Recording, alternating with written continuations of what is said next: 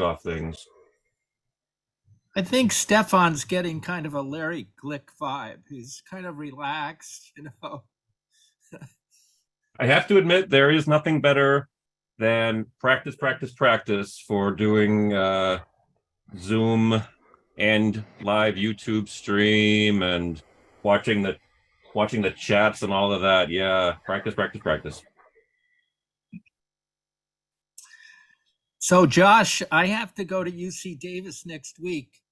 Do you think David could change the Amtrak schedule for me? It would be really great way to get from San Francisco, but it's kind of like Boston. The schedule just isn't always perfect depending on your timing. It's only $12 though. Right. Yeah. I have a friend who's currently studying, actually one of my best friends who's studying at UC Davis, but he's always commuting to and from San Francisco. Yeah. Well, just a general. Go ahead, Len. No. Please wait. Go ahead. No. Well, I mean, it would be. I recently priced out round trip tickets to Bridgeport to see if I could catch some college hockey games, and for two of us, it was like $600 from South Station, compared with $24 round trip in San Francisco. You mean 60? No, I don't. I mean, what are you talking about? 600 for what? To catch some college hockey games in Bridgeport. But how are you getting there? I was wanting to go via Amtrak, but I didn't go. It's just way too pricey. Oh, I'll go by Amtrak. I got you. Okay. Yeah. All right. Yeah. Amtrak. So from Boston to Bridgeport was going to be $600 for the two of you, $300 each round trip. Yeah, it was $325 each. This is just and it was a counter commute. It was going against the grain of the commute down there. And just plain Amtrak, not a solid. Just plain Amtrak. Yeah. I mean, I'm not sure that there was only one trip that worked. So actually, I'm not absolutely positive. Yeah. Well, I think they were pretty dynamic pricing. Algorithm seems, so as they start filling up, they just really increase prices, which makes sense. They're not given their model, so yeah. Definitely there are times when it's cheaper and of course faster to fly, and it is such for getting to DC. No, for getting to DC. It's a great way to travel the East Coast urban corridor. Absolutely terrific. Yeah.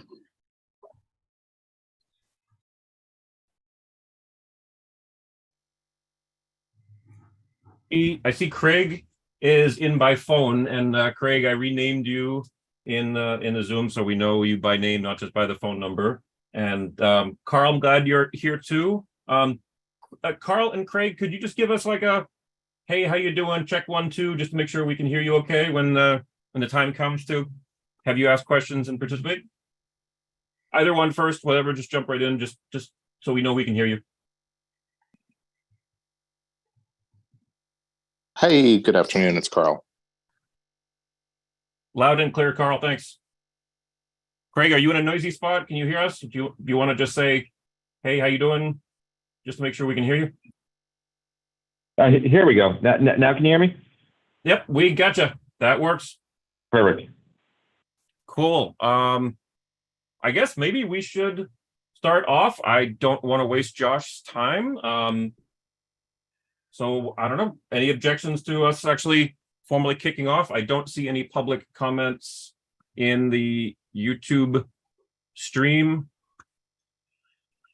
And the only one who's not a panelist is Craig on the phone, but that's, so there's nobody else besides you who's coming in from a non-Zoom client. Shall we? Okay, so I will kick us off and say welcome everyone to the February 25th, 2023 Rider Oversight Committee of the MBTA. I am Stefan Wunsch. I'm the co-chair of the committee along with Wig Zamor. I'm in my home office in Lynn right now, but before the pandemic, I was a daily writer of virtually everything, including commuter rail and a couple of bus routes, depending on what was the most effective way to get there. And I'll ask now Wig, do you want to just introduce yourself? Yeah, Say yeah, hi. sure. I'm Wig Zamor, pretty long time member along with Stefan. Len is an original. I live in Somerville. I've been enjoying the Green Line quite a bit, and I'll leave it at that. Oh, I have to leave early to get to a community meeting with the mayor, so apologies for that in advance. No problem. What's your cutoff time, Wig? Just so we know, so we can make sure you get I pushed. should be able to stay for Josh, and then I'll probably have to check out. No problem. Oh, and before I forget to ask, Josh, are you okay staying with us as much as an hour? Do you have until 6:15, or do you have to cut out before then? I do not have a hard stop. So yep, we can That's definitely great. go Okay. out, a little past We 6. will try not to go beyond the advertised 6:15. But thank you very much again for joining us. Len, do you want to introduce yourself? And also we'll get an audio check out of it. Sure, Leonard Dickens, and I use the red line twice a day. I live in East Arlington. Thank you. We should also mention that Len is on the select board of Arlington. Oh, well, you know, I mean, I pretty much describe myself the way I want to describe myself. Oh, I apologize. So, yeah, no problem. And yeah, no problem. And what else is I gonna say? So yeah, live in East Arlington. Something else I could say about my commute. I mean, red line twice. I forget, anyways. But no, I tend to keep some cards in my back pocket. Okay. But yeah. Roger that. My bad. Sorry about that. No problem. I'll try to remember that for the future. Sure. I'm with an arbitrary call on Carl. Do you want to introduce yourself? Hi, I'm Carl Seglem. I'm in Brighton. Before COVID, was riding the bus pretty much every day to work and often to get around. Now with work from home, and not so much. I hear that. Yep. And last but not least, Craig, you want to introduce yourself? Hi, Craig Laskowski. I live in Milton, Massachusetts, and I frequently take the trolley and the red line. You might be amused to know, Josh, at times in the past, we've had a drinking game to do with how many times Craig would bring up the Mattapan high-speed line. It's near and dear to his heart and a critical part of his commute. And we were also extremely— It's a great line. Oh yeah, and we were extremely thrilled when the PCC cars on the Mattapan high-speed line got the data equipment installed for the live tracking and predictions. That was a spectacular achievement in my personal opinion. So okay, hopefully we'll still have a couple of additional members join. If and when they do, I'll ask them to just say hi so that you know who they are, Josh. But thank you for being with us. As you can see, folks can see from the agenda that I have up on the shared screen, Josh is with Customer Technology. CTD is the acronym, and I have to shout out to CTD for having this awesome website. I don't remember how many other teams at the MBTA have their own top-level domain site dedicated to them. So when I first saw ctd.mbta.com, I was not only impressed but also thrilled, because in my personal opinion, CTD deserves all of the attention and outreach by way of websites like this that you can get. So that being said, again, welcome, Josh. And would you like to start off just by telling us a bit about yourself and also things like how long you've been at CTD and the sorts of things that you're working on, and what's, successes, foibles if you want, and what can we look forward to seeing next? Sure.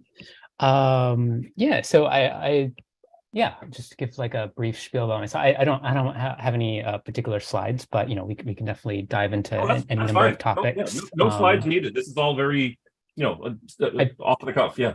Yep. Yeah, figured. But yeah, my name's Josh Fabian. I am a program manager in the customer technology department, which you see our wonderful website right there.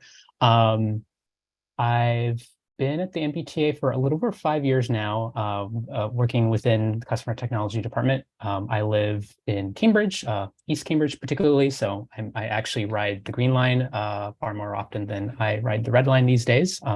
Union Square, my station.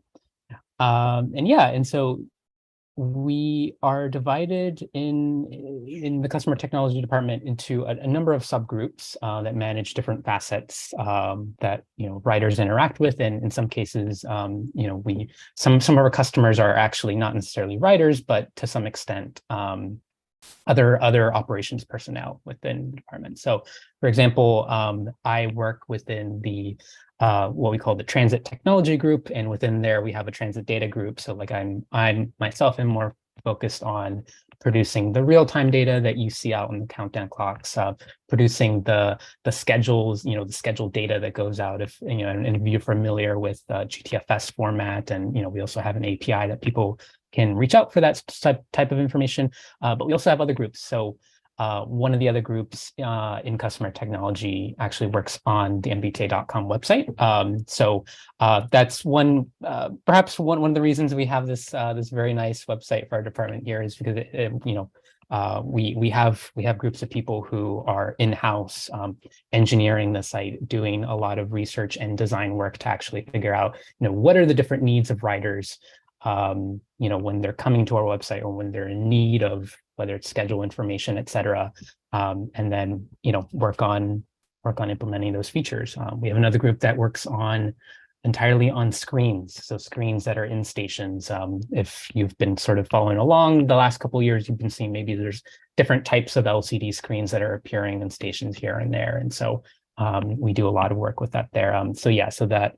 The second photo there showing one of our e-ink screens. I think this one's at Heath Street. And then, of course, we also work with all sorts of data.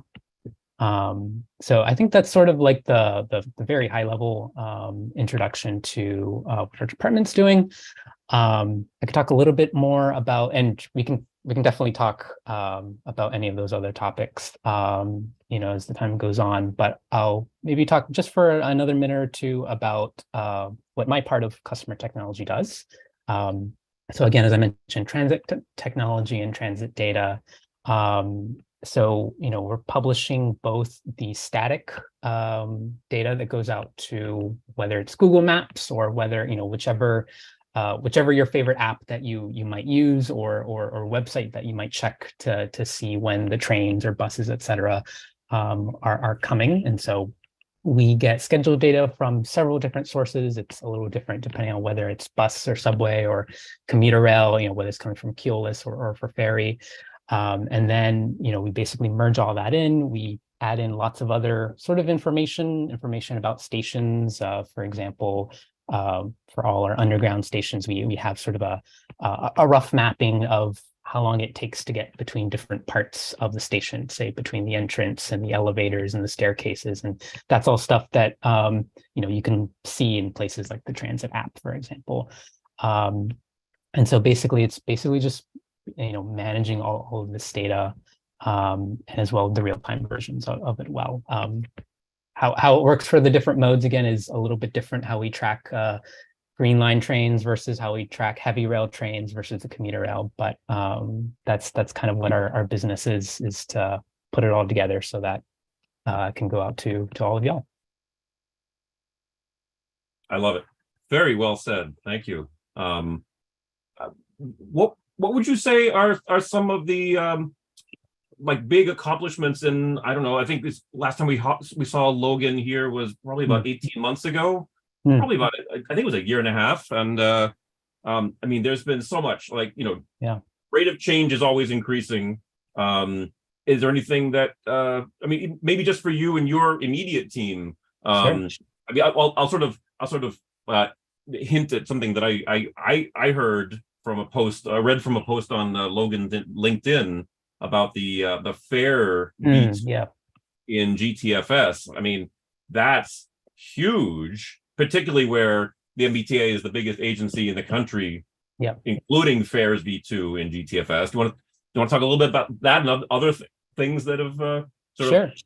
Been big wins for you guys? Yeah. I mean, right. I mean, yeah, that's definitely one of the biggest things, especially in my immediate team that we've done in the past year is put together at least, sort of like a basic fares and including that fares information into our public data into GTFS. So that's something that just launched a couple of weeks ago.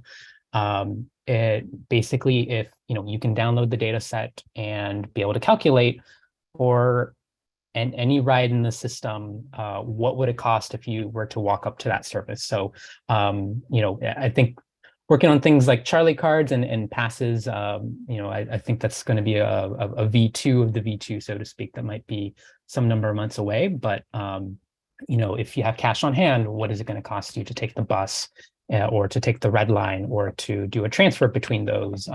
Will you be able to transfer if all you have is cash in your pocket?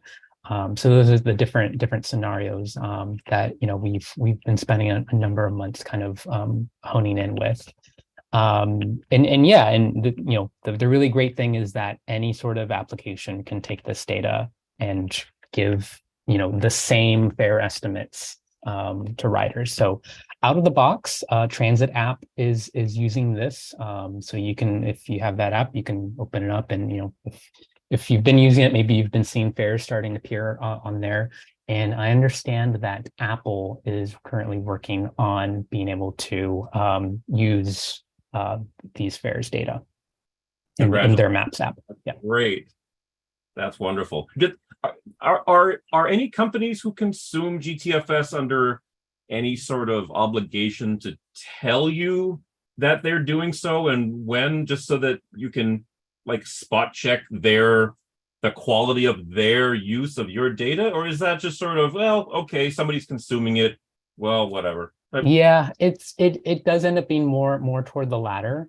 There's no sort of in terms of that part of the governance, and unfortunately of sort of knowing who all of the consumers of our data are. We don't quite have a handle on that. But yeah, I mean, what, and it's perhaps a little bit of a tangent I won't go too far down into, but it's definitely an interesting question of like how different apps interpret our data. Because one of the things that we often say to folks is that you can open up whether it's this app or this app, but at the end of the day they're all getting our data from us. But it is true that they can kind of show it in different ways. So for example, some might show, if we don't have a prediction on a particular line, they might show scheduled trips, or they might not show any information at all, or they might say, trains are every such and such minutes, or buses roughly, so like there are some variations, and we do have some good relationships that we've been building up, and I've been working with as well with some of the larger app companies. At least I'm thinking sort of the big three that at least that I can think of, but we do maintain relationships with them to sort of be on the lookout for these things. That's wonderful to hear. So it sounds like the well, I don't want to put words in your mouth, so I'll just ask a question. Is the community of folks who are working on developing, enhancing GTFS and like your team putting out the data via GTFS, are they pretty much self-supporting, or do you lean on other parts of the MBTA in order to be able to make those connections? I don't know if I'm asking the question very well. I mean, is it in other words, is it more of like an open source home, like a homegrown effort when it comes to things like GTFS, or is? Yeah, you mean in terms of like what sort of things like get added to the specification over time, like fares, for example? Sure, yeah. So it's I would say it's a pretty open community. There's a lot of so for example, any sort of official changes that folks would want to make to GTFS, they go through a pretty open process. It's actually lives on GitHub. if any of you are familiar with that. And basically it's a process of people can propose changes and, make comments to them. And there is a governance structure. So at the end of the day, there is a sort of a governing body. It's actually a nonprofit that the MBTA, among others, is a member of. It's called Mobility Data. And so they are sort of the current keepers of that data specification. Back in the day, GTFS, it stands for the General Transit Feed Specification, but actually on day one, it used to be called the Google Transit Feed Specification.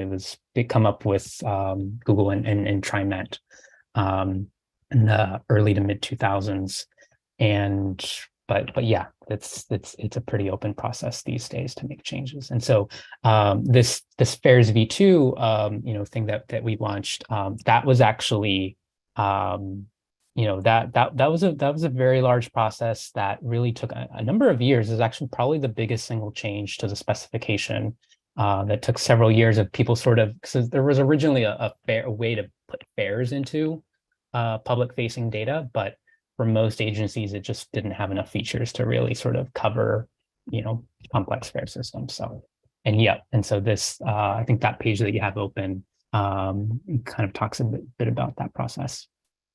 Wow, I did not realize that it was such a big endeavor. So again, congratulations. That's wonderful. Yeah. And that said, though, I will mention, we while we do use GTFS and use the official specification, like there are certain times where we at the MBTA, we might want to put out the specific type or piece of data that's a little bit out of the specification, and so there is a way to sort of add on to what is the official specification, kind of add your own type of extraneous information, if there's a purpose for it. And so we for example, publish information about all of our elevators and escalators that is actually not part of the official specification, but and in CTD, we're kind of in an interesting case where we are both publishing data, but even though all these data go out to folks like Google and Apple and all the other apps, we also do have MBTA.com, which is a place where you can get that schedule information, real-time information. And so some cases it's actually, we're both pushing out the data and using the data. And so so that's actually why we ended up adding elevators and escalators, because the website team, saw a need to sort of provide that information on the website. Very cool. I think I may have directed you. Oh, Josh, we just lost your audio, I think. Can you hear me now? Yep. Yeah, we got you now. I think we lost maybe like last 10 words. I was just mentioning. Yeah, I was just mentioning that, this was a few years ago, but the website team has sort of identified a need to show sort of the state of elevators or escalators, or figure out where, different types of amenities and stations are. So I think like fare vending machines, things like that. And so we added it onto GTFS because of that identified need. That's excellent. So I apologize for sort of maybe forcing you onto the topic of GTFS, but I would love to hear other things that were successes, and also what's coming up. We're interested in hearing anything and everything, and please. Yeah. So I guess one of the other things, and so I've talked a little bit about how sort of the GTFS process works, but sort of the other side of the coin that we work with is sort of the real-time data, and so figuring out what are the predictions going to be that show up both on whatever app or website you're checking, and whether it's right there on mbta.com, but also on the countdown clocks, and sort of the figuring out how to sort of display the pixels, so to speak, on the countdown clocks. We have a screens team within our department that's also in charge of that, but again we're also publishing what the data for that is. So that's something that we are continuing to make improvements on and figure out how can we improve our predictions. I know one of the things that we have definitely been struggling with over the past couple of months is just to kind of how to sort of fine tune the predictions given a lot of the speed restrictions that have been in effect, throughout the subway system. And that, I think for at least the first few weeks actually had a pretty big impact on predictions. And so that's probably one of our bigger challenges right now, I would say. When you say bigger impact, was that an impact where the predictions were askew from the true trip times because of the slow zones? A little bit, yeah. And so, this is sort of gets to sort of a larger problem in sort of like the scheduling space, where if all of a sudden, let's say you have a schedule of, let's say red line, I don't have the exact numbers, but let's say it's supposed to take an hour to get from one end of the red line to the other. And now all of a sudden, and obviously it's been creeping up over time, but let's say now it takes 90 minutes, right? So now it's the case that not only is it taking longer, but if you think about it, now that crew that then now makes takes 90 minutes to get to the other end of the line is now they're late for their next trip, right? And sort of it creates a bit of a cascading effect on sort of the entire operating schedule, if that makes sense. And so one of the challenges when it comes back to sort of the predictions is figuring out what time our train is going to leave from the terminal very specifically. Because right now it's based on a combination of a few different things. Part of it is sort of the schedule, but there's a lot of input that comes in from the dispatchers. But there's a lot of quirks in that, if you're really far off from the original schedule, you're just not really going to be able to predict those trains very accurately. Yep, that makes complete sense. Len, I saw you unmute, and I'll take this opportunity to allow other people to jump in, because I've been sort of monopolizing. Well, I was going to ask, so then how do you predict when a train's going to arrive at any given station, as the slow jump zones are changing from day to day? Yeah, so the biggest challenge that we've been having is specifically at the terminals. So if you sort of take just sort of the general case, like let's say in the middle of the line, a new slow zone, a new speed restriction is either added or taken away on any given day. The algorithm that we use for generating the predictions, it's relatively resilient to that sort of thing. It's pretty simple, but it's resilient to this sort of thing, and it basically just looks at recent history of the last few trains that have gone between every pair of stops, between every sort of little segment in the system. Gotcha. So, if a new speed restriction is put into effect, give it about an hour, and we'll sort of end up figuring out like, okay, now it's, you should predict 3 minutes of travel time between point A and point B rather than 2.5 minutes, let's say. Right. So once you're in the middle of the line, it's not really been a problem. It's more of figuring out around the terminals. And so I think for a short period of time on the red line and still ongoing on the blue line, we've actually, at least until we're able to sort of, get a better handle on this issue and sort of make any sort of improvements to how we make predictions around the terminal, we have actually turned off predictions until the train departs from the end of the line, if that makes sense. So like, let's say you're at Revere Beach on the blue line, right? That's the first stop in from Wonderland. You wouldn't see the countdown appear until it departs from Wonderland. Right. That's why you're seeing like trains depart every X to Y minutes. Right, because that's the default message that shows in that case, right? Gotcha. And for the red line, we were able to revert that after a few days. The red line did actually end up implementing sort of a new internal schedule that better reflected sort of taking into account these increased running times. So at least that sort of made things a little better to that extent. On a corresponding piece, did you turn off audio announcements in any of the stations? like at South Station, if you're at the top of the stairs, do you still get an audio announcement saying the next train is boarding, or is that still all intact? You should, yeah. It shouldn't have any impacts on audio announcements. Although, it certainly has been the case that, we've had hardware failures, at certain stations. So like it could be that, there's a failure with that. So if you have any particular stations, I can definitely I had feedback from some. Yeah, I had feedback from somebody today at South Station that they were running to catch a train, and then they usually hear like the announcement, like the next train is boarding, and they didn't hear it, so they kind of walked slowly down to where they pick up the red line, and then the train was sitting there with the doors had just closed, and was sitting there with the doors closed. So I don't know if it was because the doors were closed and it was like waiting to schedule a correction or something. I don't know, but they never got that usual audio announcement. Gotcha. Yeah, so that might be a hardware issue in terms of like the PA system.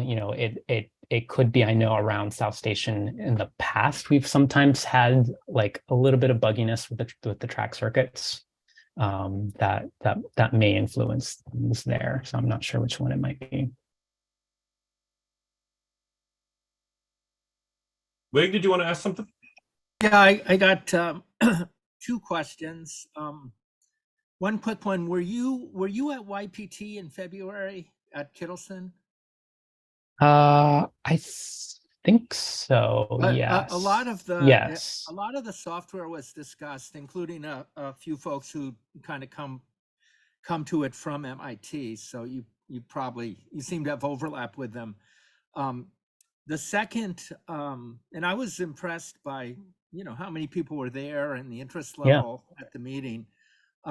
The second question I have, if you could put on your East Cambridge hat for a second, if you don't mind, and you don't have to answer if you don't want to, but I really mean this kind of as a local citizen question. The Green Line in Union Square could be extended to Porter. It could have a single track extension, maybe with a passing zone halfway there. It would be, I've always thought, terrific for East Cambridge, which neighborhood has borne the brunt of an awful lot of development of labs and science and stuff, both North Point and Kendall Square.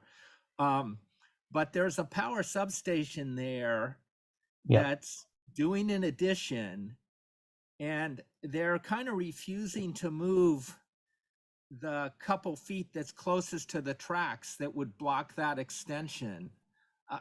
From my point of view, it's incredibly selfish for a public utility to leave a block in place of just a couple feet, really, of transformers, and it just seems so damn short-sighted to me. I feel like getting in touch with the head of DPU, which also has oversight responsibility for transit in Massachusetts, and asking them to step in. But I just wanted to throw that out. You don't have to comment, but feel free to as a citizen, as opposed to in your day job. Sure. Yeah. I mean, yeah. I probably don't have too much to comment on that, other than I pass through that area quite frequently, and it's just kind of interesting to think of what sort of things would have to sort of change, if we did want to sort of extend that right away. And just for others here, it's basically an issue of, that's a center platform station at Union, and so the tracks have to come back together, and it takes a few hundred feet for them to come back together, as if there was to be an extension to Porter. And it's just in that curve, in that small curve back to normal track width, that the utility is blocking any future extension. Which, anyway, I won't go on about it, but I guess you can tell my attitude. I am going to have to hop off to go to a meeting in Somerville, but thank you very much for coming today. So why haven't you contacted DPU, Wig? Well, I think I might. I know the head of DPU pretty well, and I think I might, Leonard. I think I should. Yeah, you should. I mean, otherwise, it's Somerville, right? Yeah, Somerville. I was hoping the local government would step in, including the city councilors who represent that district. Yeah. But they seem shy to do it. I mean, these are smart people. They're good public servants, but they just seem shy. So it has arisen in the last week. There's a hearing on it in about a week or two, Len. And that's why I kind of brought it up tonight. Okay. Yeah, would it be as, I mean, I would say it'd be as a DPU thing. I mean, and then maybe whoever controls zoning in Somerville. I mean, and so sometimes what you need to do, I mean, with your local government, is go to the head of the department, and not to the electeds, because a lot of times the electeds defer to the heads of departments and try not to interfere with them, for lack of a better word, directly, because it becomes chaos if you have the electeds all hammering on the department heads. But the residents can do that. Like this generally can't be. So if you send something, you don't get a response, that's probably a better way to do it. But I would go to DPU directly. Okay. Well, thank you guys. Thank you for letting me bring it up. Yeah. I think it's on our table. It would be an extraordinarily cheap extension, whether it was done in 5 years or 10 or 15. Unless it's free, it's not extraordinarily cheap. I'm just giving you a hard time. Like, see. Okay. I'm going to ask a more broad question to you, Josh, about what kinds of things are coming up next? What kinds of, what's the next great thing that we're going to see from CTD? But also I feel it's important. I want to make sure I ask before I forget. What kinds of constraints do you in your direct teams, or what do you know of CTD in general having constraints that preventing you from doing something that you want to do? I mean, I'm assuming there's always the financial constraint. There's never enough money to go around. But we always want to hear if there's policy process or something where we can help to either draw attention to an issue, get a word out to legislators who might not be aware of something. I mean, particularly if there's some element of statute, if the legislation itself is at all impacting something that CTD wants to do, those sort of things. What do you think? What's next, for example? Sure. And what kind of issues do you have? Yeah. I can probably begin by kind of going over a few of the things that are sort of at least being cooked up here in the department. So just to sort of talking a little bit outside of sort of the transit data team specifically, but on the website, with the folks who maintain MBTA.com, I know they're sort of working on a big overhaul of their station and stop pages.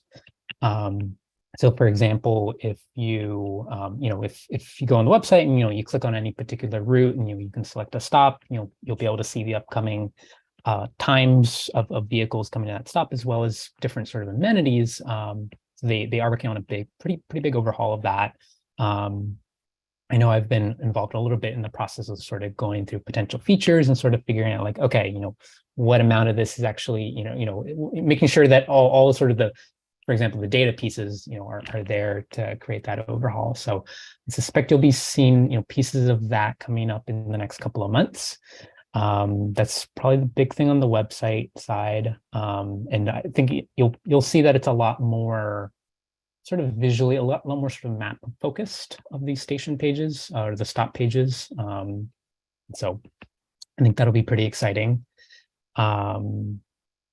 Yeah, I know one of the other big things that we are working on the data side of things. It's probably not something, and actually this is sort of more of a internal thing. So like probably not something be widely used by the public, but we have sort of, as I mentioned, sort of the data standard called GTFS for putting out these sort of schedule information and information about where the stops are, what the routes are called, what color the routes should be colored on the website, that sort of thing.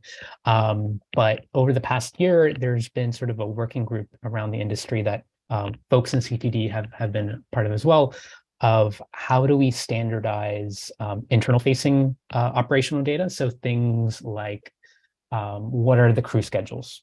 So, things of figuring out like, okay, what is this particular, operator's set of work? At what time do they have to report to work? When are their breaks? That sort of information.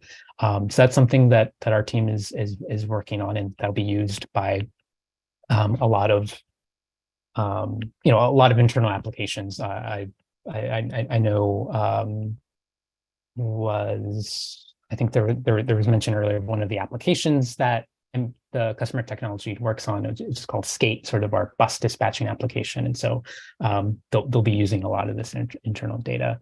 Yep, and I think you can actually, there's this whole page can open up about Skate.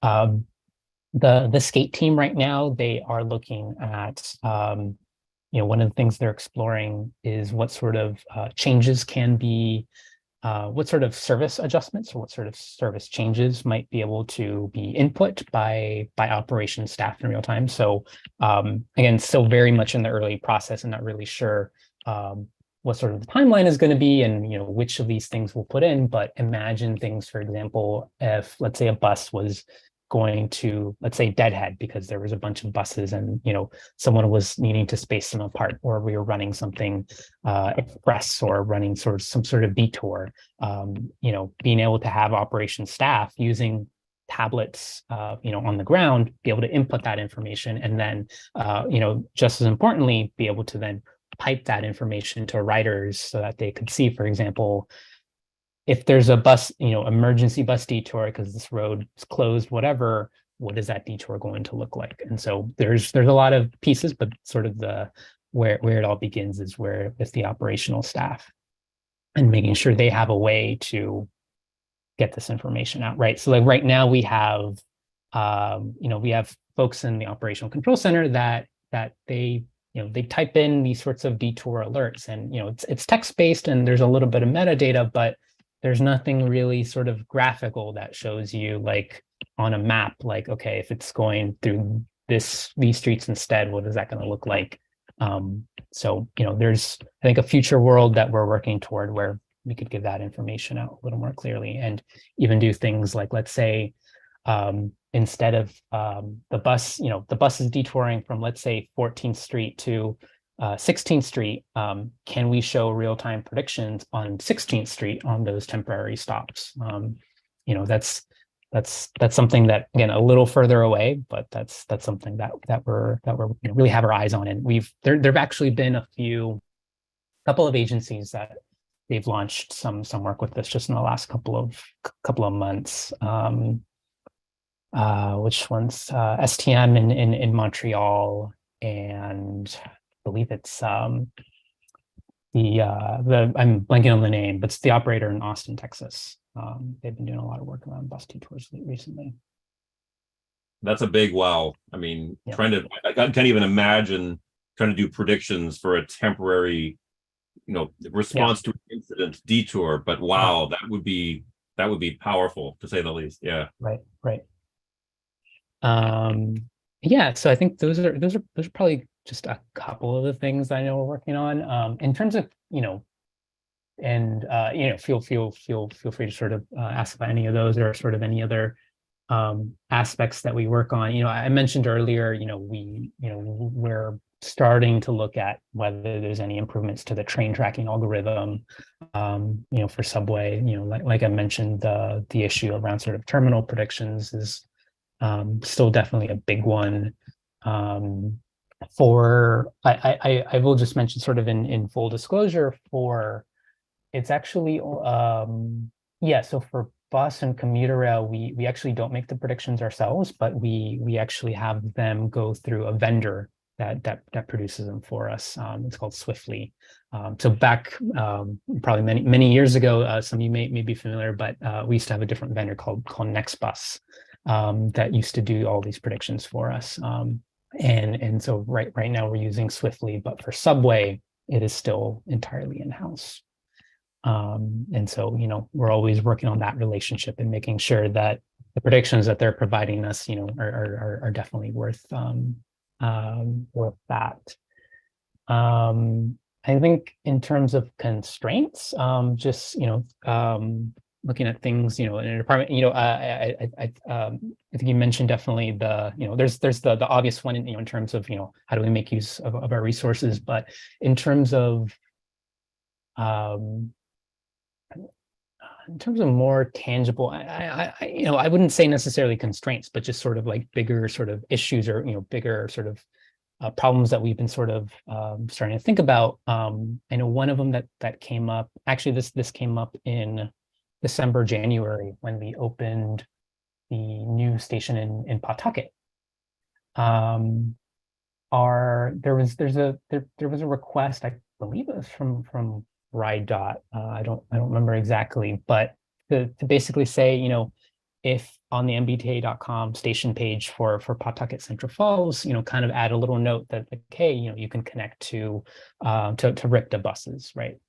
And so one thing that's sort of come up a little bit here and there is how, if at all, we sort of show information about the various RTAs, or RIPTA in this case, connecting to the MBTA, right? Because there are definitely there are a number of places where you could have both a joint journey with the MBTA, let's say the commuter rail, for example, and an RTA, or definitely opportunities to be able to use an RTA, but right now we may not surface that information on our trip planner, for example. So there's kind of a question of like the how we do that, and to what degree, what's the data quality going to to look like if we're using sort of data that is outside of the MBTA's control, if that makes sense. And so that's definitely something we've been just sort of very beginning stages of thinking about that, but that's definitely an interesting problem. Like I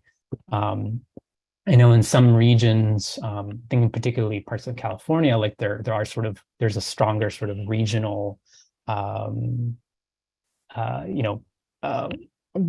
either like the regional MPO sort of like being in sort of a place where they are sort of either sort of managing or looking at sort of the data quality of different agencies, and sort of being able to put them in a single place. So that's definitely something we've been thinking about as well.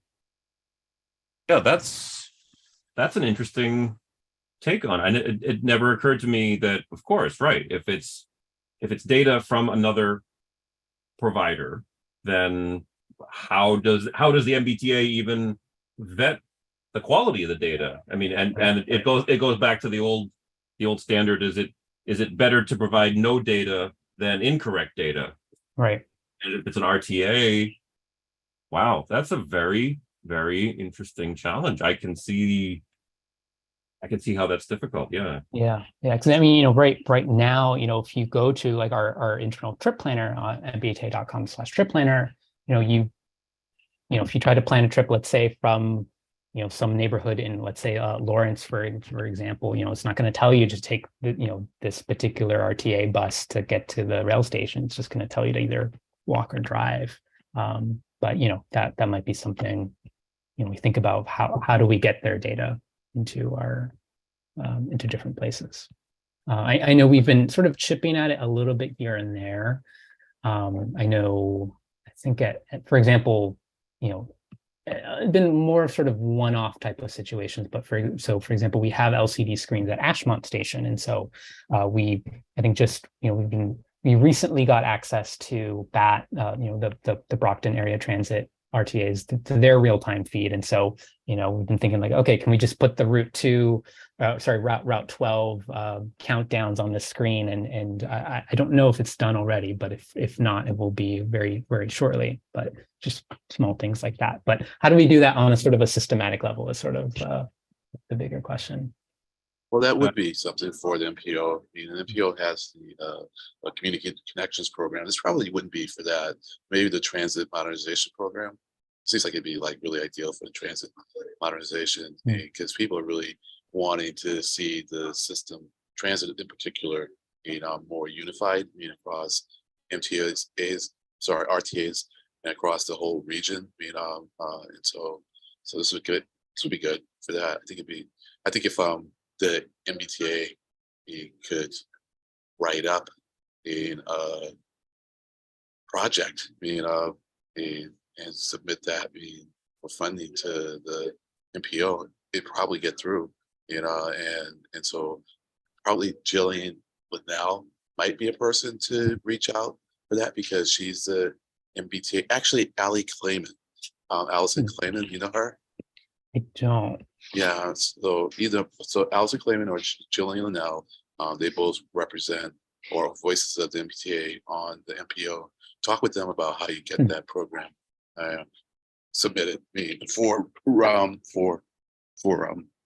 review by the MPO.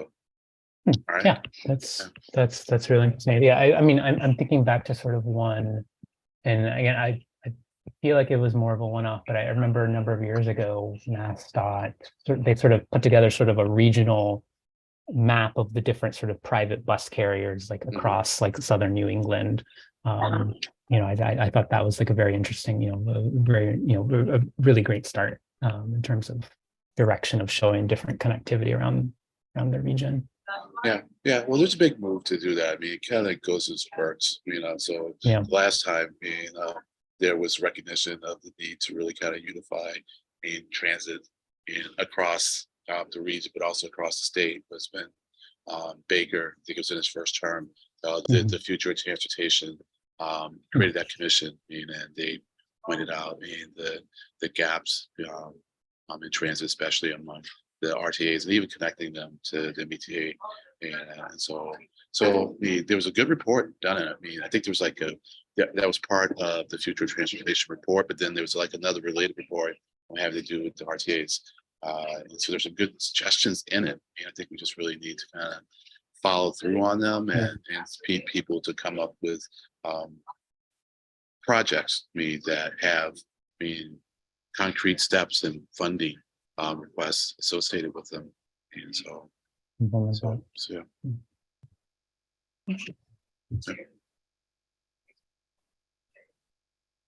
I'll say thank you to signify that I have nothing more to say. Okay, fair enough. Right. I want to give Carl a chance to get in. Carl, you've been very, very quiet. I want to make sure you don't get shortchanged. Thanks. Nothing specific comes to mind. Thanks. No trouble at all. Craig, how about you? Back to you for anything? What's this is going back a number of years now. I'm trying to remember how there was like a pick. If you were to have an app on your phone to kind of give you notifications about when trains are leaving and things, checking status and things, is that all in-house now? Is it an in-house built app, or does the T still endorse a particular app as this is the best one to have on your phone or such?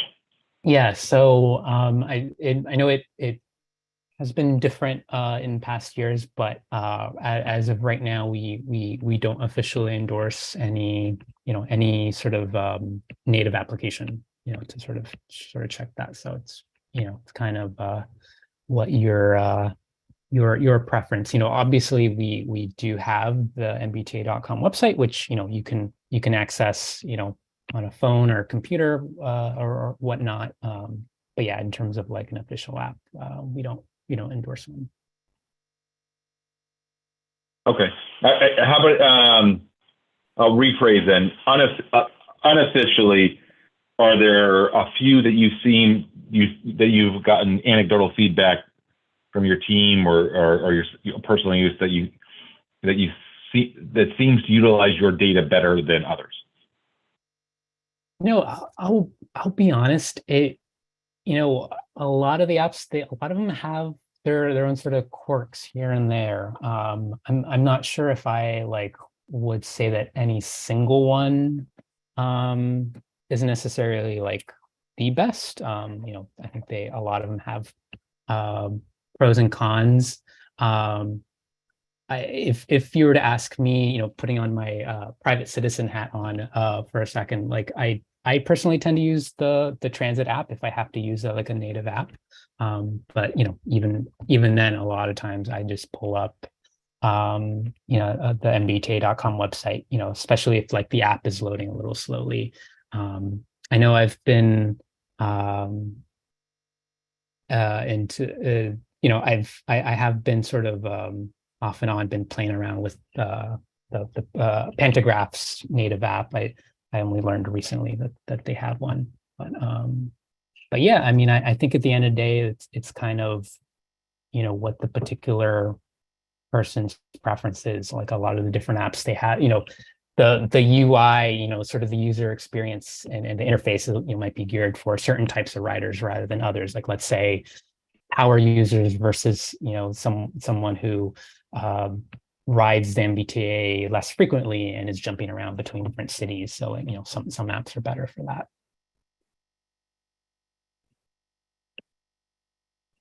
I got it. I'll take that as a slightly equivocated, politically correct answer, I would say. But I there's a future for you in politics. You can play both sides. Switching gears completely, just while I have a microphone here. So obviously a big point of emphasis for stations has been those new kind of, in most cases, I think they're horizontal, large, So the alert LED screens. signs? That have gone in. Are there other? Where do we stand on the kind of e-ink and some of those other some of the or I guess or alternatively, what's next now that those kind of the large LED signs or LCDs are in most places?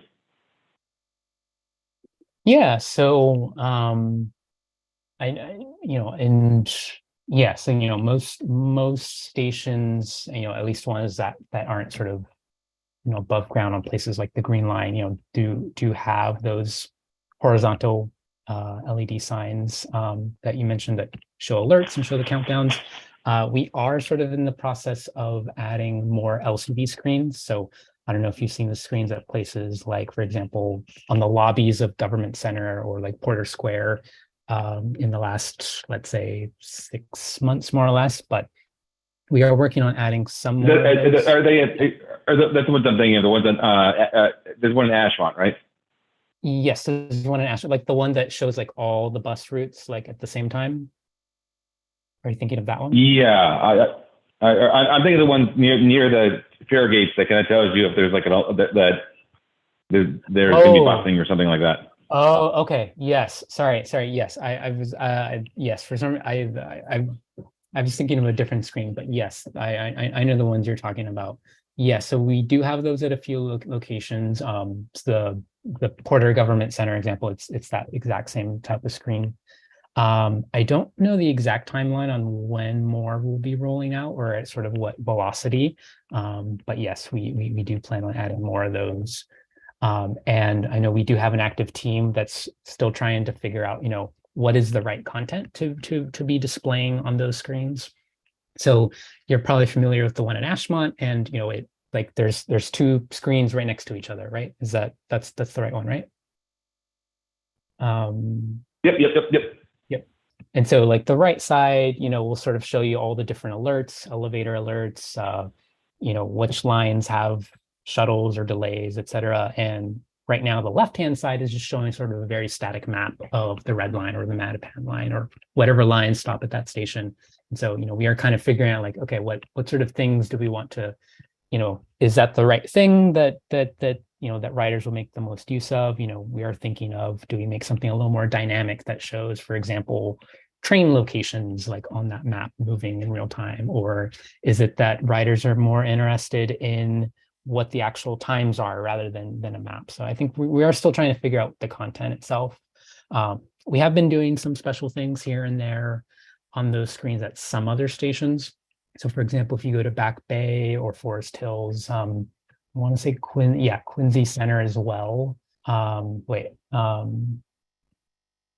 No, might be thinking of a different screen. And so so some of them look like this, and then we have a different format that is sort of 2 screens side by side. And I know at some of the stations where there are commuter rail connections, we've actually been moving to show the commuter rail connections a little more prominently, just because right now we are sort of accepting subway fares on the commuter rail if you're riding within sort of the subway region, so to speak. So kind of showing that in a bigger process. So if this is not relevant or not correct, I'll pull this down. I mean, but this is one of our screens. It's not the format of the ones at Ashmont. Okay.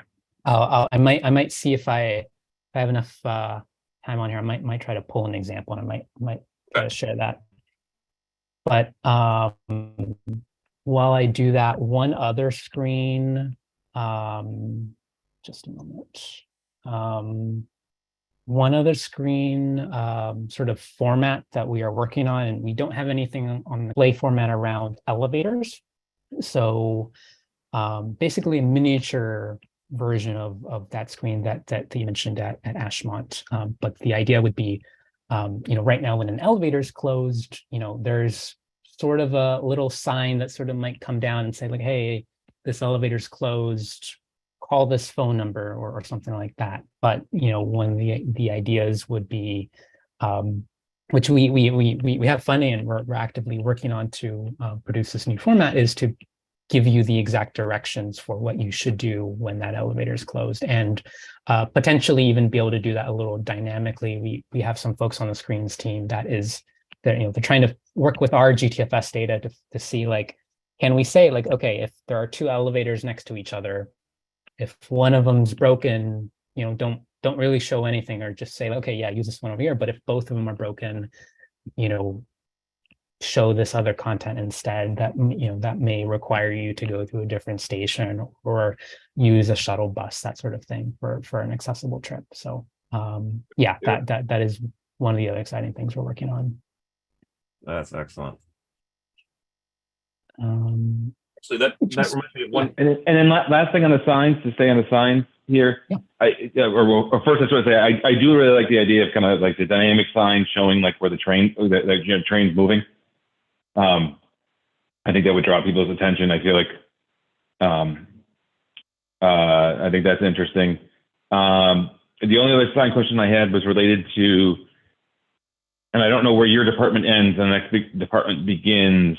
Sure. How much work your team and department has to do related to signage that's on the new orange line and red lines? That are you responsible for the content that's on those, or is that a different, is that vehicles? You mean like on those little screens that are inside the new red and orange line cars? Yes. Yeah. So our screens team that manages those in-station screens, they're also they're responsible for sort of figuring out what the content is, and then we sort of provide that content to our vehicle engineering team to sort of upload it to the actual vehicles itself. Very good. Yes. Yeah. Okay. I don't know if you had a question about that. Yeah, I know we've touched on it before in previous sessions. I'm trying to remember that content's not. It's not super dynamic, right? Meaning it's if I'm pulling into if I'm pulling into Haymarket, it's gonna tell me that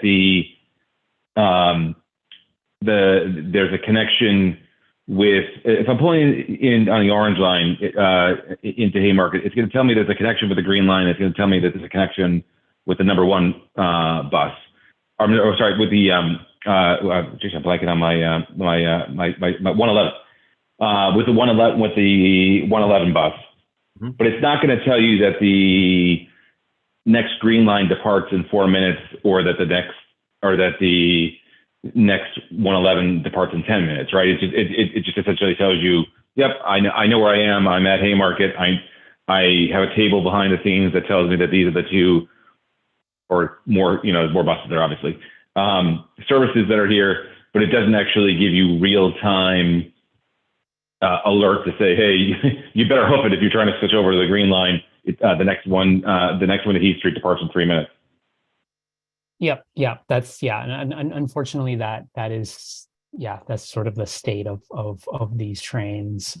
The screens, that sort of system of showing content, unfortunately, is not, you can't update that in real time. So I know, and this is and that's I guess I'm frustrated, and I'm not frustrated with you. I'm frustrated with the whole.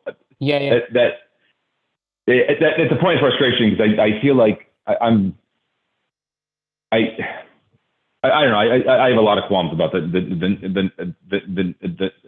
new cars, but that's to have these shiny new screens and to have them kind of be dumb screens because we didn't think to put in a cellular connection to the train so it could it'd be like buying a car today and thinking that your car doesn't have GPS. It seems like it was a miss. It was a miss there from the technology of the screen was updated. Great, it's an LCD, but having real time connectivity was missed on the spec. I don't know. Yeah, if that's fair. No, and look, I'll be honest. I mean, it frustrates me as well. Because these are brand new trains that are going out without that sort of connectivity. We do have some limited connectivity going the other way. We're actually still trying to figure out how we can get sort of data off of the trains. So there may be some sort of diagnostic information that we may be able to make some use of, not really our department so much, but let's say like other operations focused groups or sort of analytics groups, and potentially we might be able to get APC, automated passenger counter information off of those trains. Again, something that's still very much in the works, but yeah, in terms of going the other direction, not so much. It is one of the things I will say that we are actively working on in terms of making sure that right now we are in the process of, finishing out the specification for the Green Line Type 10 project, and making sure that that's all tidied up, and that is one of the requirements that we have put in there. And I believe if you look around, you can read the RFP, but being able to push any sort of content from the outside to the screens, that is something we're hoping to do, but obviously that's still a number of years away. Since you mentioned getting right data, in the orange line and red line cars, we're getting the brand new ones. That we won't see new ones though on those two lines in my lifetime. Right. So decades, right. Yep. Since you mentioned the getting data out of the trains, and this is probably something that's just it's a decade off or more, but I've always thought that the security cameras, which are now I believe standard on all the CRRC cars, and I believe the security cameras can be viewed live by transit police or even OCC, I believe. I mean, correct me if I'm wrong. I believe so, yeah. Okay.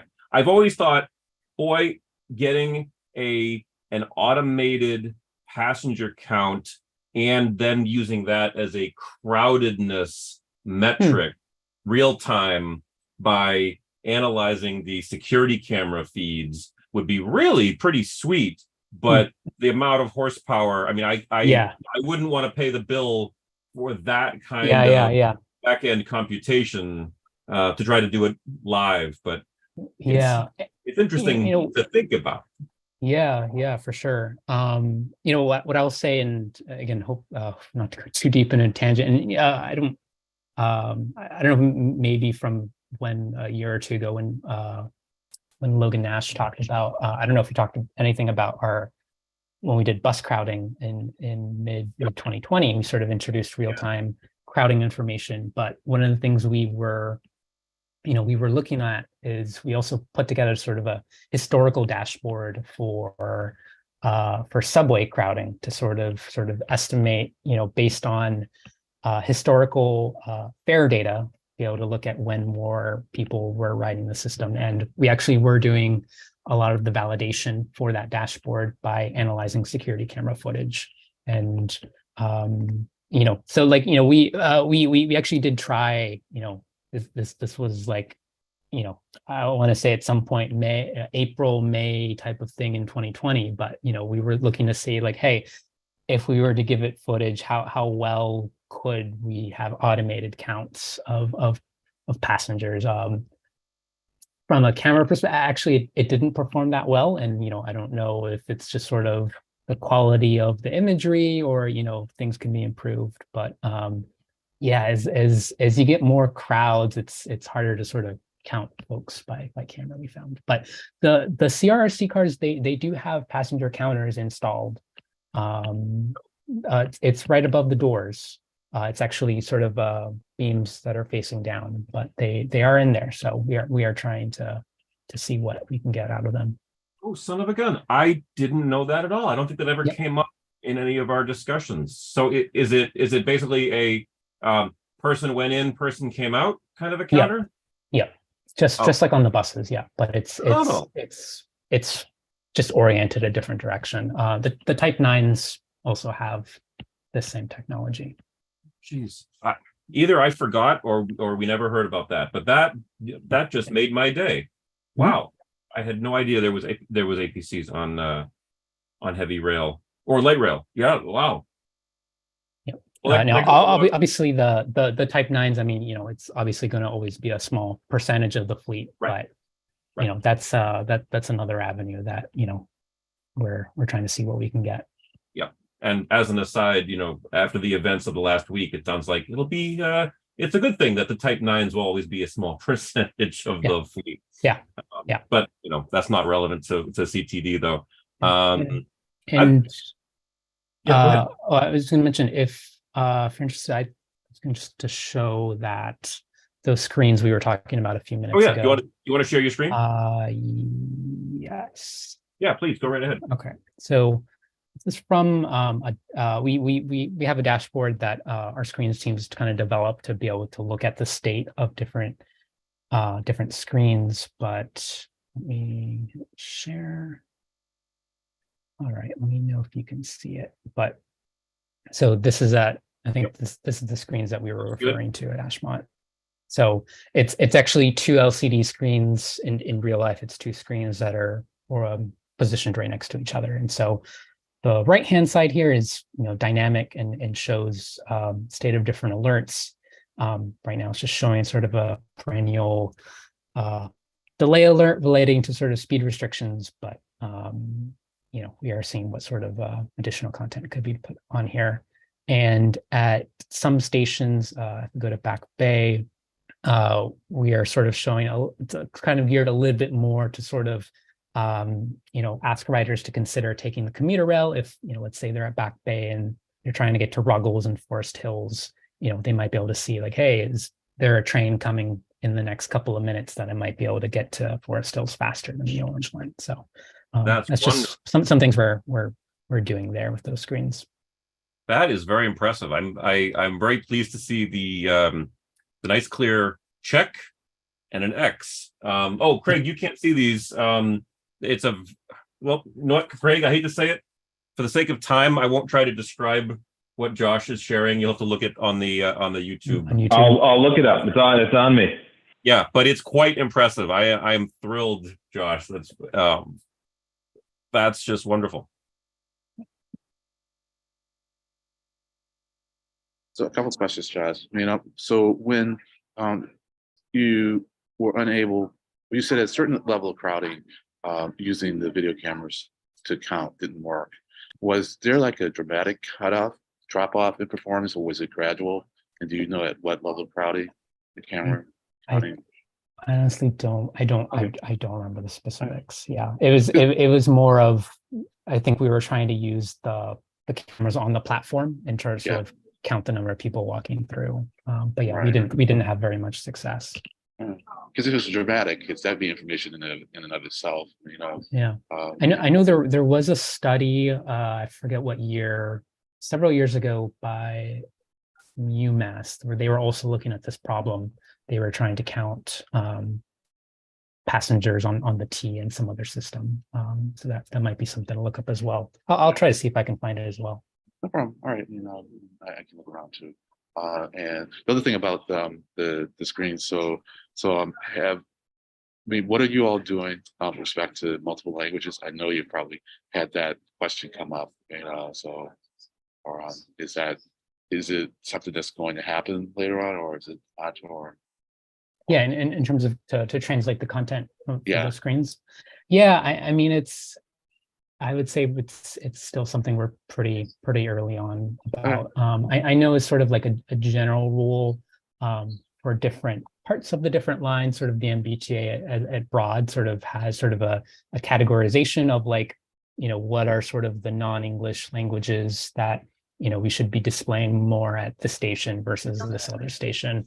Right. And so right now we're not using that too much for the screens that we've been talking about, but there are so like, if you notice, a lot of like the ad screens, they'll sometimes show MBTA content, for example, information about upcoming shuttles, upcoming diversions. So those often get translated into those other languages depending on the specific station. Right. Just me, because I figured you had encountered it. I mean, if you hadn't encountered that question, then there's something you certainly want to think about. You know, Yeah. And even if you just think about and have, I mean, an authentic response. I mean, even if the authentic response isn't what people want to hear. I mean, so if you're like, if you're not planning on doing it anytime soon, then like, okay, well, we're not planning on doing it anytime soon, and here's why. You know, or if you are, you know, then kind of let people know like what they can expect. Definitely. Yeah, all right, thanks. I want to ask one quick thing. Well, it may not be quick. I don't know. What kinds of maybe either current or upcoming inputs to predictions are out there that are sort of non-standard? And I'll give you an example where this came up when SL3 to Chelsea went live. One of our members who's not here tonight, Jonathan Belcher from CTPS, was talking about, and also Dave Barker of you know, then bus operations. Now he's I think deputy GM of, but you know, all the difficulties that ensue from when the drawbridge over Chelsea Creek goes up. That impacts SL3, a couple of other local bus routes. Yeah.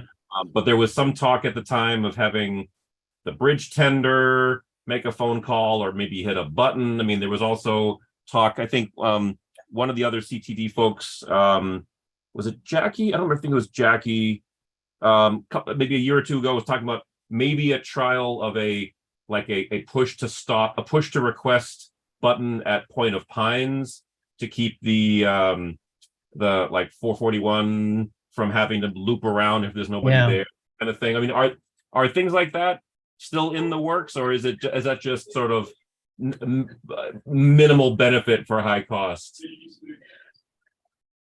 Yeah, I mean, in some ways it is a little bit of the latter. I don't know for sure the status of the Point of Pines sort of proposal. So I know this was a couple of years ago, but we did put out that proposal for, I believe it was for some sort of federal grant to sort of do as an experiment that Point of Pines concept, where there would be sort of a button that a rider, you know, they would be waiting for the bus and they would push the bus, and that would sort of alert the bus to take the off ramp and to, you know, serve Point of Pines. I believe we did not end up getting the funding for that, and so I don't believe that specifically has gone anywhere since. You know, is this something we might be, interested in, if we were given the resources potentially? But, I agree. It is sort of one of the questions that sort of we're always sort of asking is, right, like how many folks are being served, who is being served, what sort of communities, making sure that you know, we're putting our resources where the needs are. The other one, you mentioned SL3, and right, the bridge over the river. Well, you would have to focus on that one specifically. I mean, I'm just giving those as examples of, you know, do you have anything upcoming that are like non-standard types of inputs to the prediction and scheduling algorithm? I mean, if you know something about the bridge for the, you know, SL3 effect, you know, by all means share it. But I was thinking in general, you know, are you thinking outside the box for inputs for predictions? Well, so one of the things I'll mention, and actually this to maybe go full circle in some way, goes back to the green line, but I wouldn't exactly call it out of the box, but so I think we mentioned at some point during this presentation that you know, talking about sort of the skate application and sort of as something for bus inspectors and you know, potentially bus dispatcher, other folks within bus operations to be able to use to put in you know, adjustments, real-time changes to service. There's sort of an analog application for light rail, and that's it's called Glides. I actually worked on the team behind that application. You might be able to catch on, there's sort of a theme between skate and glides and between the names. But anyway, there's a joke in there about sort of wheels versus rails. But anyway, yeah, so Glides is sort of an analog and application to give, you know, light rail operations staff the ability to kind of see, you know, in their pockets where trains are, whereas before, you know, especially if they were not at the terminal, they didn't have a computer in front of them, they would be able to actually see where they are without having to sort of, you know, again, as we touched on earlier, having to pull out and figure out what their favorite app on their phone was. You know, let's give them an official application. But one of the next steps that team is working on might see a trial at some point in the summer or fall, but I don't think we've nailed down a date specifically of having them input terminal information in real time. So be able to say like, okay, this train is going to depart at, you know, it's the 6:35 p.m. scheduled trip, and it's going to depart at 6:35, or it's going to depart at 6:38. That sort of very specific information is something that dispatchers right now are putting on for the heavy rail lines, so the red line, orange line, and blue line, but not, you know, not the green line, not the matte pan line. So if we get that information, that then might be something that our team, you know, for example, the transit data team, then might be able to use to make more predictions on the green line. You know, if you're a resident of places like Newton or Somerville, you know, you probably know that we don't show predictions on the green line until the train has departed from the terminal. So if you're at Ball Square, you almost never see predictions. So, you know, this is a way where we might be able to provide riders with more information. I wouldn't necessarily call it out of the box versus merely sort of digitizing, you know, a process that right now is done pretty much entirely on paper for light rail. But yeah, it's something we're definitely very excited about. That's a really great idea. I like that. I think that was the last question that I wanted to ask, but let me turn it back to Len, Carl, and Craig. We're way past keeping you on schedule. So I apologize, Josh, for keeping you so long. No worries. But yeah, I mean, if there's anything else, definitely happy to at least try to answer it.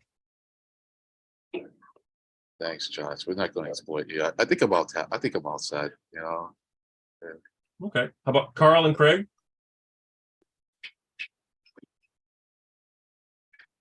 Nothing pressing. Thanks very much. No, that's great. That's really good. Yeah, thank you so much, Josh. I'm really thrilled that you're able to join us, and excited for what's next. Oh, I'm sorry. I'm obligated to say, if you or your teams think that we can help with anything in any way, please get in touch. I mean, whether it's, beta testing a website or any, even looking at data. Some of us are real gearheads for data, and or if it's even like I was saying at the beginning, if there's impediments that a non-agency organization like us can help work through, let us know. Yeah, thanks for having me on, and customer technology department. Thank you very much. Yeah. Sure. Good night. Thanks again. Yeah. Yeah. Yeah. Good night, and thank you. Yeah, thank you for joining us. I will switch back to, so we're over a little bit on agenda. Len, do you want to summarize the CIF?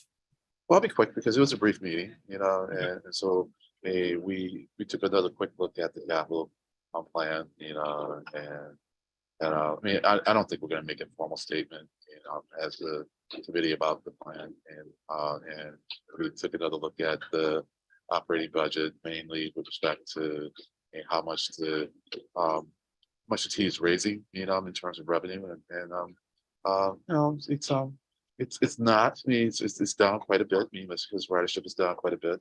One thing I think we didn't talk about, but I have reviewed, that is the T's continuing thoughts, planning, for reduced ridership. I'm not sorry, not reduced ridership, reduced fares. I forget the term that we use for this type of fare that's kind of tied to income and how much it will cost the system. So it's fairly intense cost. They'll start off. They think it will start off relatively small, like around maybe 5 million in in a year. But then ramp up, I think, into the near 50 million range. I think, and so I think that's nothing that we really have to figure out how we would pay for it. So as they are looking into this, what's really clear is that the T hasn't figured out how it would pay for it. It's doing this. I'm not quite sure where the impetus to do this is coming from, and I don't mean that in a bad way. I just don't technically. I can't remember where that impetus is coming from right now. But I'm glad to see that they are still at least looking into it. And of course, as we have 3 new members of the board, so it'll be interesting to see if momentum continues on this in the next 3-6 months or whatever. So that's it. Yep. Yeah. Since you mentioned it, I'll just comment. The appointment of Tom McGee, former state senator, former Senate co-chair of the Transportation Committee, and former mayor of Lynn, who I don't know well, but I'm beside myself with Tom McGee now being on the MBTA board. It's absolutely a wonderful choice by Governor Healy, and if you want to call that a ringing endorsement, I think that's an understatement. All right. Yeah. So did I also hear correctly that the legislature is thinking about expanding the size of the board by 2 members? Oh, I had not heard that. Yeah, I thought maybe the House had. Also, yeah. I thought maybe, I don't know if it's been passed yet. Maybe it's in a House bill, and then of course, if it's in a House bill and not in a related Senate bill, then they need to work that out in conference. But I certainly know that the House has made indications that it wants 2 more members of the board. So I didn't know if that was legislation that had passed or if it was just I was hearing about the beginnings of a movement to get 2 more members of the board. I think that would be good, because I think when they were initially talking to us about 5, I was like, oh, that's not enough people really here to really do the work of doing real oversight. It's just enough people, to have people report to them, and it's like if you're not doing any work before the reports come to you in a meeting, it's going to be hard to ask any decent questions. I mean, so you have to get the presentations beforehand. I mean, so I would like to think that well, two things. One is that the members of the board, I think they are part of the subcommittees. So to the extent they are part of the subcommittees, then I'd like to think that most of the questions are being asked in these subcommittee meetings. And then when they come to the full board, then it would be only members who aren't in the subcommittees that are asking the questions. But then if I were in that structure, I wouldn't ask a lot of questions because I'm feeling like my liaison or the representative from the board and the subcommittee has a handle on this. And then when something comes in before the full board, and there's an element of it that the member of the board who is part of that subcommittee is an expert on, that member of the board essentially becomes a subject matter expert on that topic, then that person will deal with it in the meeting, So I mean, I just wasn't as bothered, I guess, as most people seemingly were by the board not asking questions. It seemed to me it was just an efficient way of spending the time that you have. Now, if they are going to subcommittee meetings and they're not asking questions, because we have to ask why. I mean, it's like, is it because the material presented to them is so clear or so simple that they don't need to ask questions, or is it because they're not getting materials in advance?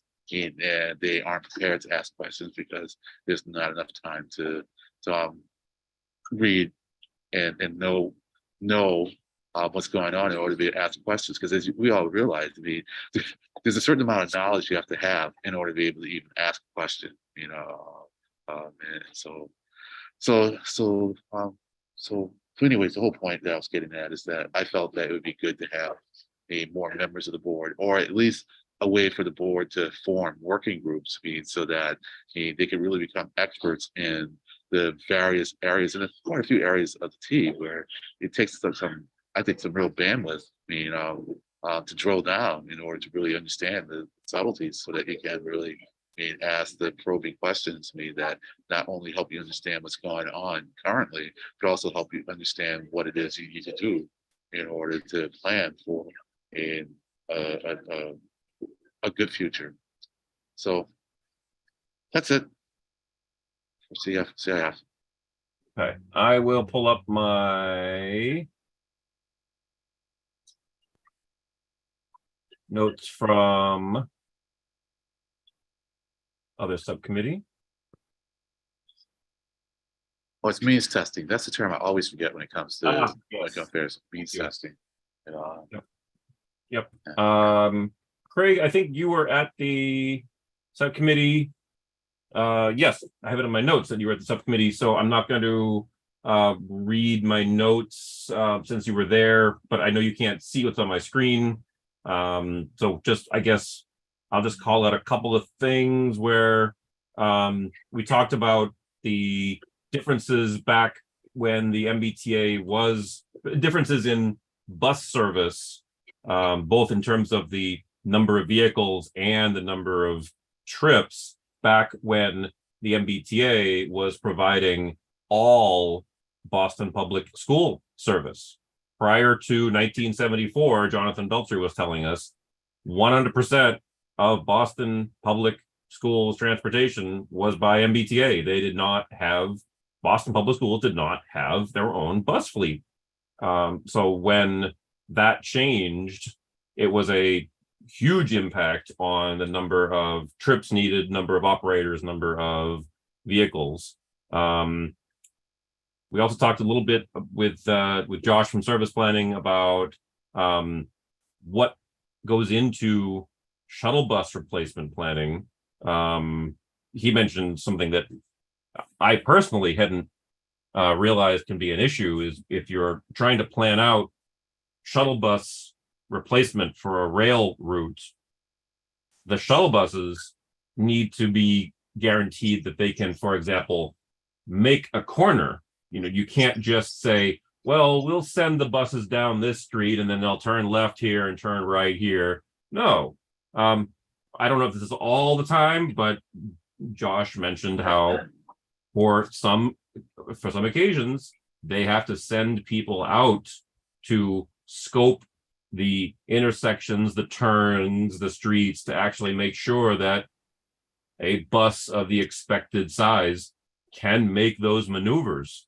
And if there's changes to those substitute routes, there can be a lot of hell going on because buses are not very good at backing up, we learned. Oh yeah, I also call out that we said during that meeting that the MBTA had only full-time operators until it was either the 80s and 90s. My note says 80s or 90s. I know that's a big broad range, but I just wanted to call that out as there was a period of time where before which there were no part-timers. You were a full-time operator or not. I guess I will stop there. Carl, you can see the screen. There's anything that you wanted to ask about my notes there? You don't have to.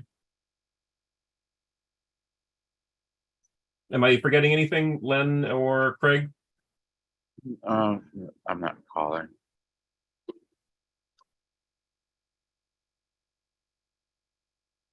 No, I think it's a good summary. Okay, cool. Then I will stop there so I don't become a bore, which does happen. And let me just make a quick check for anyone watching YouTube or any comments. I do not see any. Do we have anything under external meetings, old business, new business?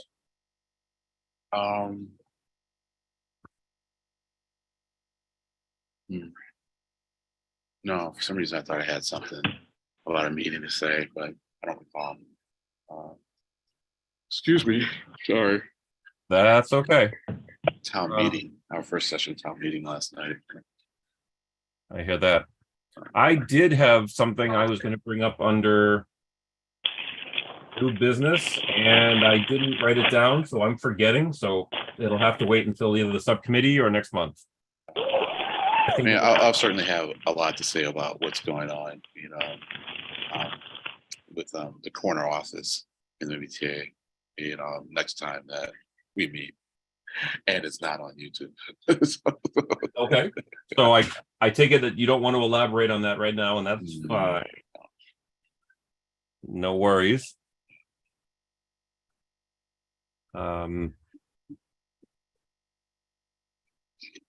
Sorry, I'm pausing now. I guess talk amongst yourselves while I'm trying to remember what that one new business item was, but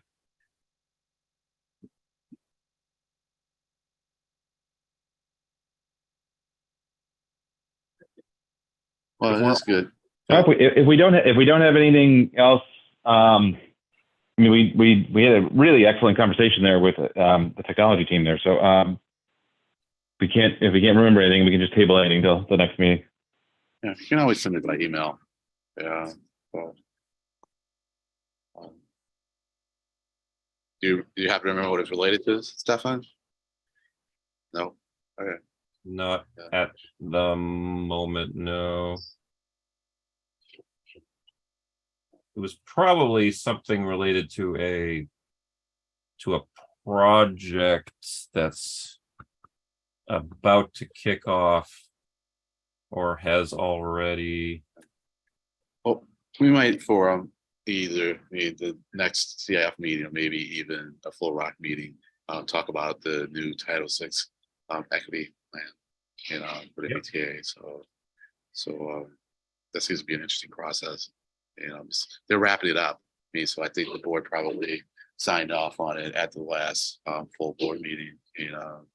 Although, I don't know how that meeting went. I guess we could go and look on camera and see, what that was like.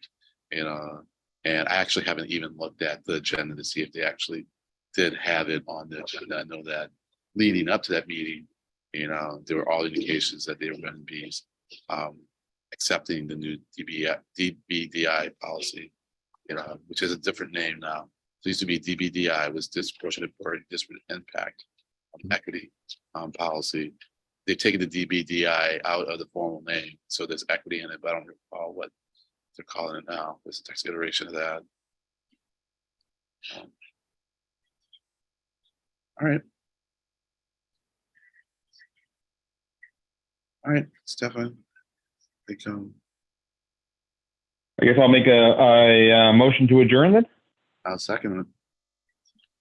I heard a motion to adjourn in a second, so I will accept that. And thank you all for joining. Thanks for anyone watching this later on YouTube. Thanks for watching, and see you in a couple weeks at the subcommittees, and see you in a month for the next committee. Thank you very much. Bye-bye. Good night, everyone.